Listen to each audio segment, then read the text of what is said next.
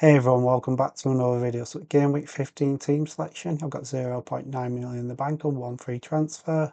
I do plan to use the transfer in game week 15, as I mentioned in the transfer plans video yesterday. If I don't use the transfer in game week 15, I won't get topped up by 5 transfers in game week 16, so I might as well just use it, because I'll only be topped up by 4 transfers, so I'll be losing out on a transfer over the season.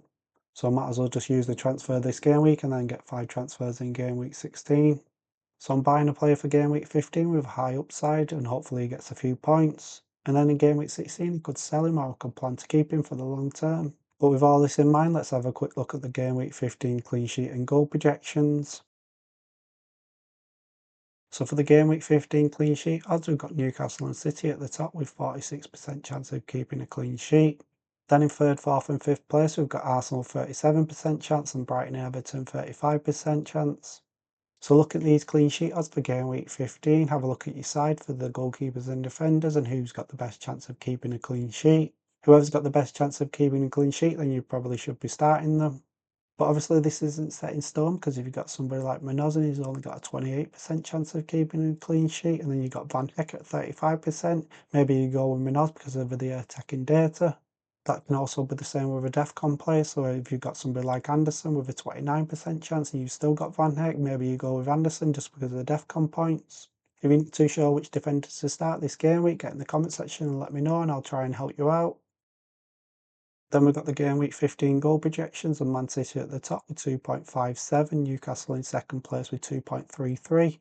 Then in third, fourth and fifth place we've got Brighton, Liverpool and Man United. Then the same thing for your midfielders and attackers. If they've got a good chance of getting goals in game week 15, then maybe you start them. This isn't a set in stone rule again. We've got Brentford with 1.3 goal projections in game week 15.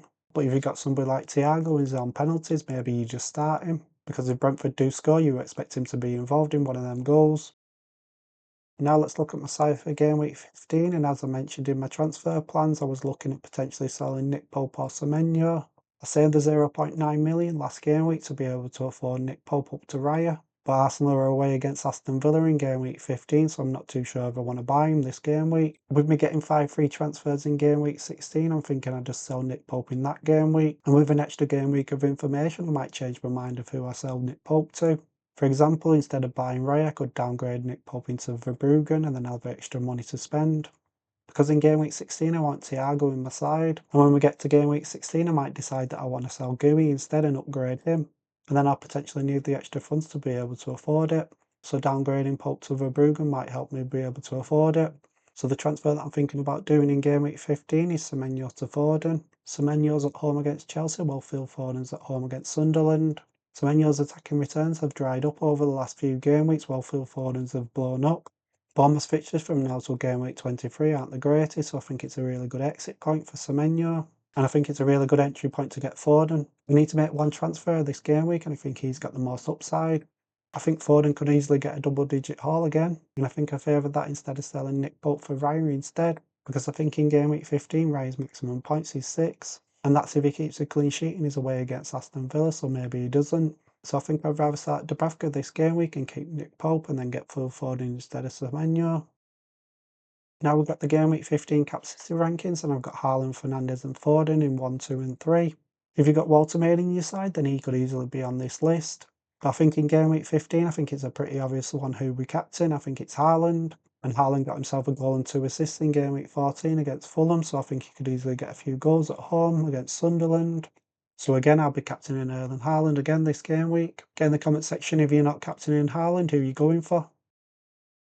So with all this in mind, with the transfer I already made, I've gone with Phil Foden instead of Semenyo, and I'm captaining Haaland at home against Sunderland. Then in game week 16, when I get topped up to 5 transfers, I'll be selling Nick Pope and one of my strikers to get Thiago in my side.